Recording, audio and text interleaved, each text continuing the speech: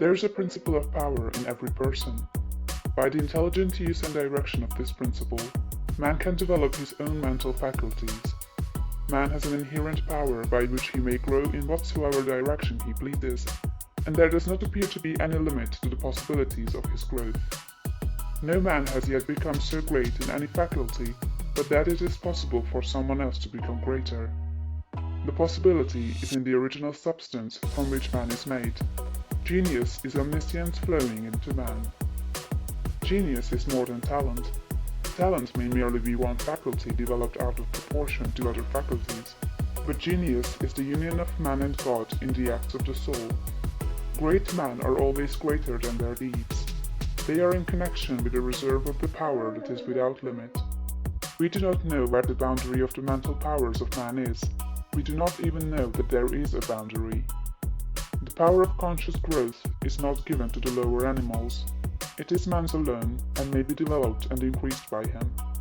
The lower animals can, to a great extent, be trained and developed by man, but man can train and develop himself. He alone has this power, and he has it to an apparently unlimited extent. The purpose of life for man is growth, just as the purpose of life for trees and plants is growth. Trees and plants grow automatically and along fixed lines.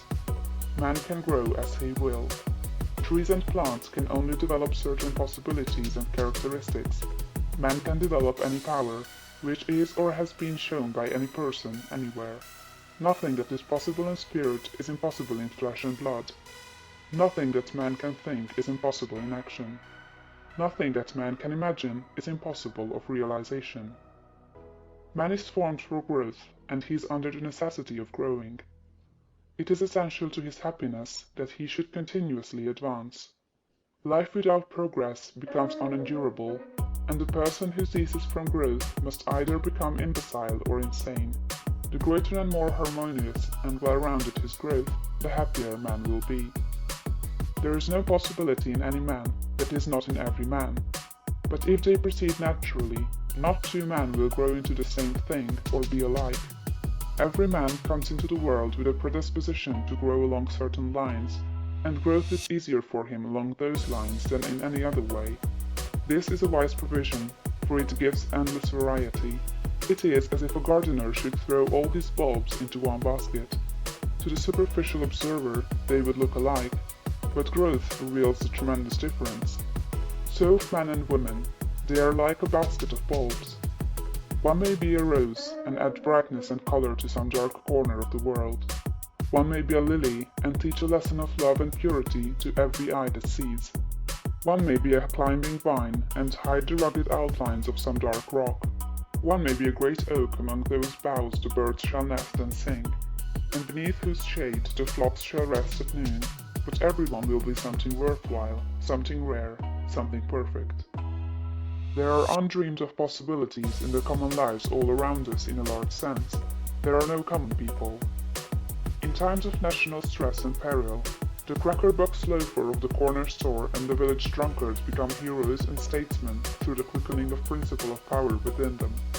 There is a genius in every man and woman, waiting to be brought forth.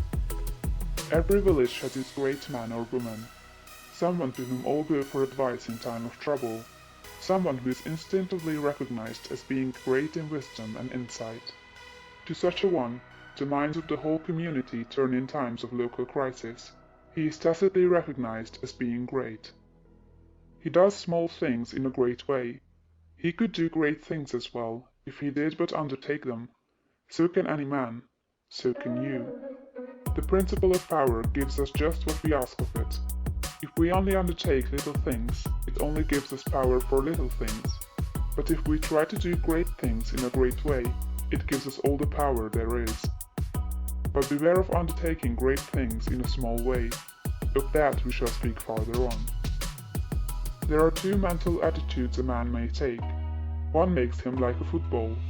It has resilience and reacts strongly when force is applied to it, but it originates nothing. It never acts of itself. There is no power within it. Men of this type are controlled by circumstances and environment. Their destinies are decided by things external to themselves. The the principle of power within them is never really active at all. They never speak or act from within. The other attitude makes man like a flowing spring. Power comes out from the center of him. He has within him a well of water springing up into everlasting life. He radiates force, highest felt by his environment. The principle of power in him is in constant action. He is self-active. He hath life in himself. No greater good can come to any man or woman than to become self-active. All the experiences of life are designed by Providence to force man and women into self-activity, to compel them to cease being creatures of circumstances and master their environment. In his lowest stage, man is the child of chance and circumstance and the slave of fear. His acts are all reactions, resulting from the impingement upon him of forces in his environment. He acts only as he is acted upon. He originates nothing. But the lowest savage has within him a principle of power sufficient to master all that he fears. And if he learns this and becomes self-active, he becomes as one of the gods.